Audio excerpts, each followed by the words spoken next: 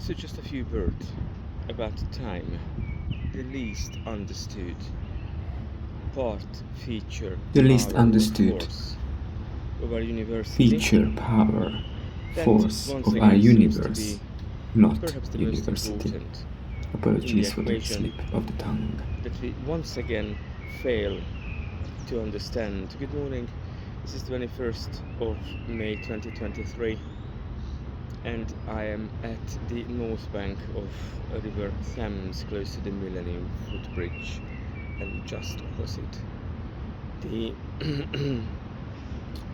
Millennium London Eye.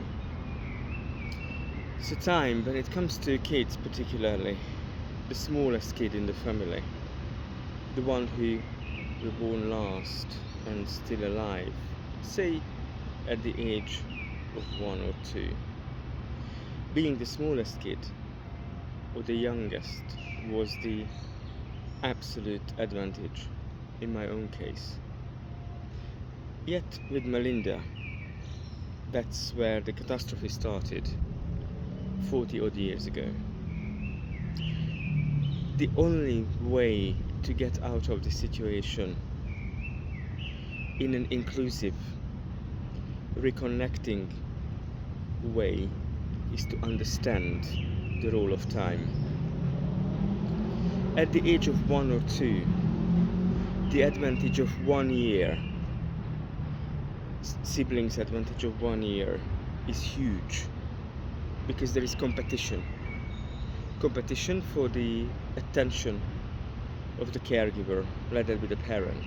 Moreover, there is a competition who was right, who did right. Justice needs to be made on a daily basis.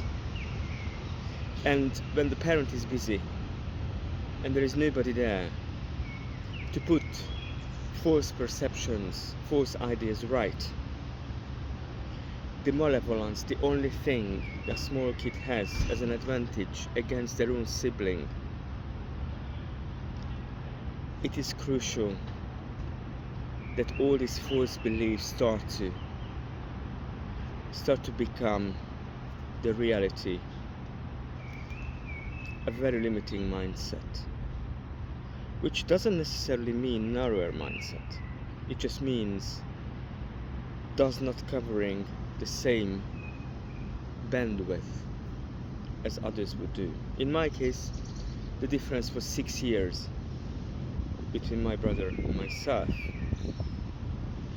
And because he was neurodiverse, evolution in practice, my mum had to study a lot with him when he went to school. So early on, I learned a lot. That was the reason why I started to talk in full sentences. Late, but suddenly. Time is important. Let's face it, both Melinda and myself are the victims of a policy about declining population of the country. And at the time, it was the idea that people who were willing to have 2 kids or 3 kids had a certain amount of money given to them towards building their own home. And that was called the so-called sotspår, as we called it at the time.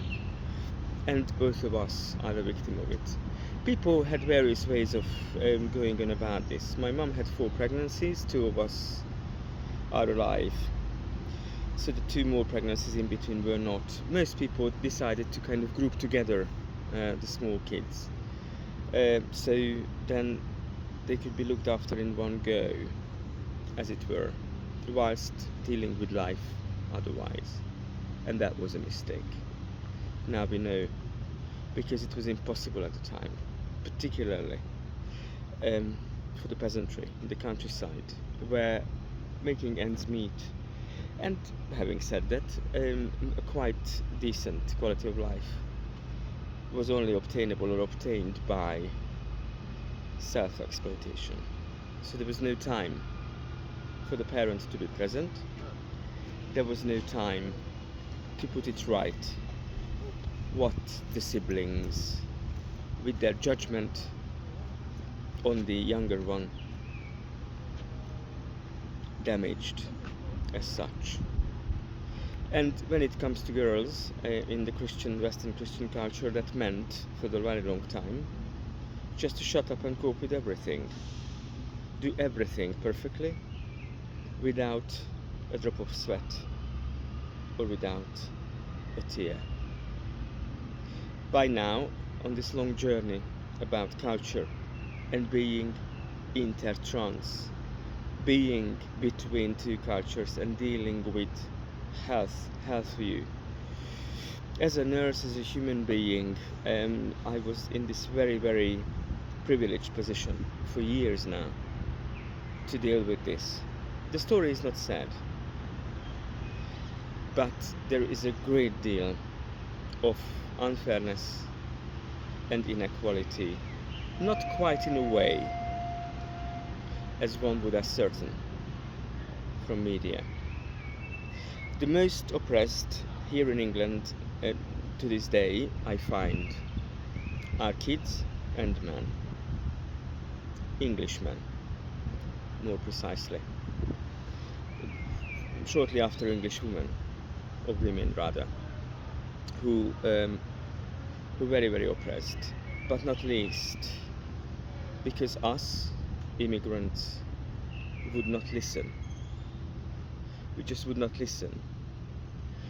It is impossible to have the same life experience or even remotely similar if someone spent their childhood or the period of their life in a different culture or different environment. That's a fact. Not knowing about that and making mistakes because of that lack of knowledge or gap in knowledge, also a given. But how much longer us immigrants need to terrorize this culture?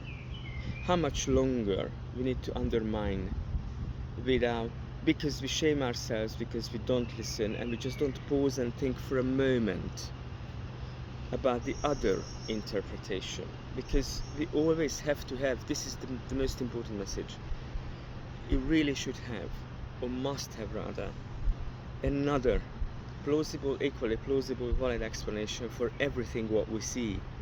And I find that gives enough space to breathe, pause and think and listen.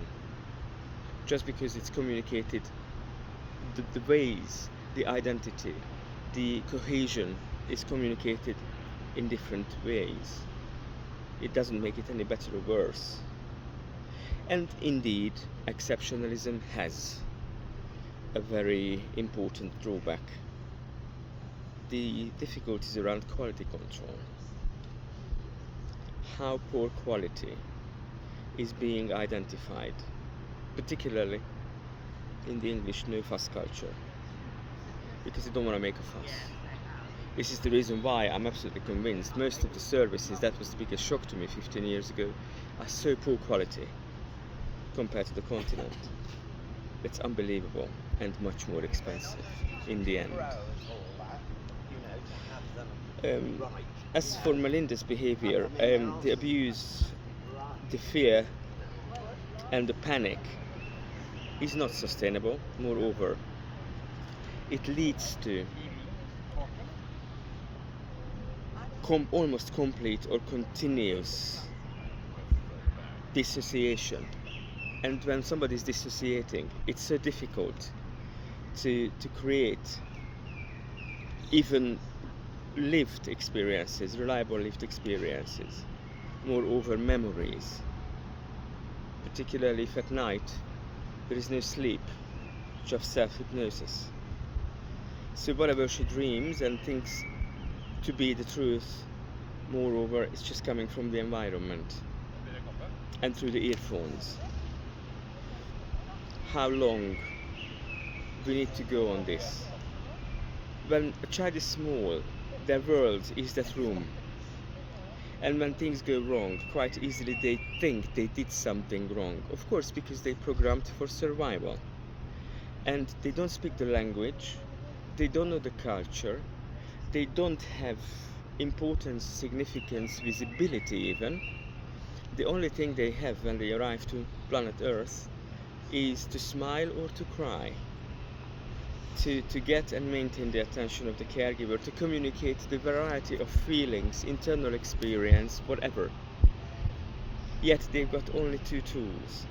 Of course, it's quite easy to develop self-blame, particularly in a culture at the time, and that was the prevalent at the time when I was growing up, to blame the individual.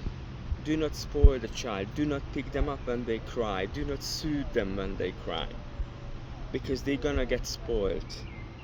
So we were left alone to struggle, cope with uncertainty, fear, self-blame, but nothing else. So a child early on feels it, most of the time they are to be blamed, but please do not forget for a moment that it is important to bear in mind the laws of physics when it comes to our universe, including that of